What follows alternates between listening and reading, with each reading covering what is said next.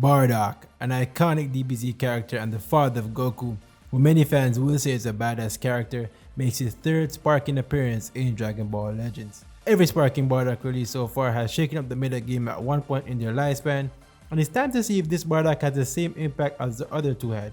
So in today's video we'll be asking the question, how good is the red sparking Bardock? Sparking red Bardock is a transform unit and a melee type that holds 2 strike cards.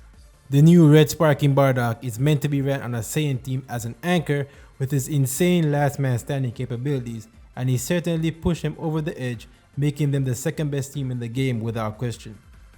With the new Fiku support, SSJ4's Goku survivability and damage output, and Bardock being one of the best offensive units in the game and the best last man standing unit in the game, Saiyans are a team to be feared in the PvP metagame, and opposing players should take caution.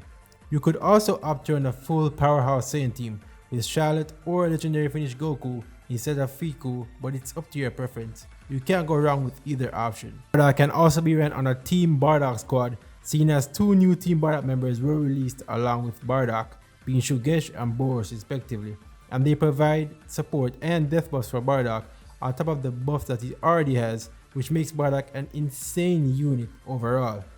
And Shugesh and Boros can also hold their own in PvP, so even if Bardock so happens to go down, Shugesh and Boros can still bring you to victory either way, so the team is a very good option for Bardock.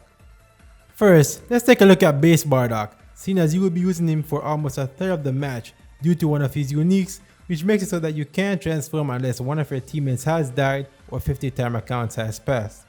Due to this unique, you're going to want to protect Bardock for at least 50 counts or until your opponent gets a Rising Rush and can kill one of your units. With Rising Rush being so prevalent in PvP nowadays, often than not you're going to want to sacrifice someone else to take the Rising Rush instead of Bardock, which will allow him to transform and he will have his extra buffs due to one of your teammates being KO'd. But base Bardock isn't useless though before he transforms. He has 50% strike damage for 50 counts, which provides him with some damage until he can transform, and at least it's higher than the 40% that other units had during the metagame.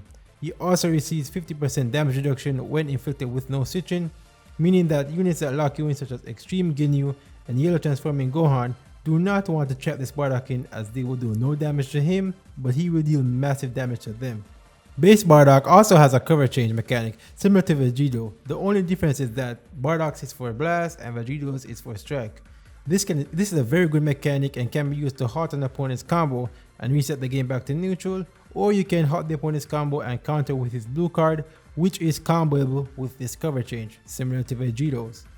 Bardock's pre-transformation stats are nothing to keep note of, as his defenses are not good and he has okay offensive stats. Overall, Bardock before he transforms is average when it comes down to being a unit. He has decent offenses, but nothing to be afraid of, and his defenses put him as a liability out on the front lines because you want to protect it for 50 counts or until your opponent has killed one of your units. And the moment the 50 counts has passed, or the moment when the opponent kills one of your units, this Bardock becomes the second best unit in the game. Bardock, being a transform unit, boasts some of the highest stats in the game when transformed, ranking top 12 in all stat categories, with his strike attack ranked the highest, which is 4th ranked in the game. And he sure puts that highest strike attack to good use with his brand new unique that gives him 45% damage for 15 counts on entry. Transform Bardock gets his new last man standing uniques, which is that he gets 25% damage inflicted per defeated battle member, and also 20% special as well. If you're running a Team Bardock squad, he also gets -5 to strike cards cost, which can be useful for sidestepping and charge stepping. It's also worth mentioning that Bardock has one of, if not the best main ability in the game. He restores his old Vanish gauge by 100%, which can be used in so many situations if you need to dodge a Rising Rush, or dodge an ultimate, or simply just dodge a card that you know will kill you. Easily get out of that situation.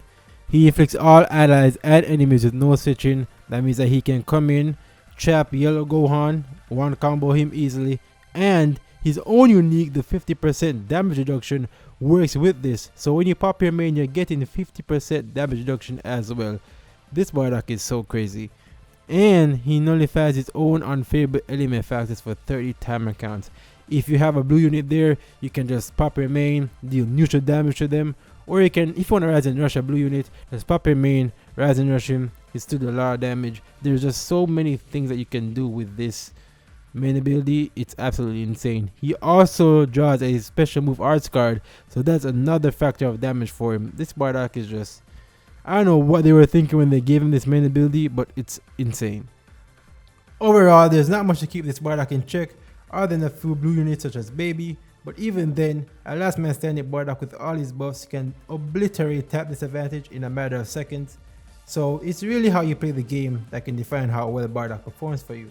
His main weakness though is that the limit to when he can transform is 50 counts, and sometimes you just can't protect Bardock all the time, and sometimes he will die before those 50 counts, or he will die before one of your teammates has died. So you have to protect him at all costs to ensure that you can maximize his potential.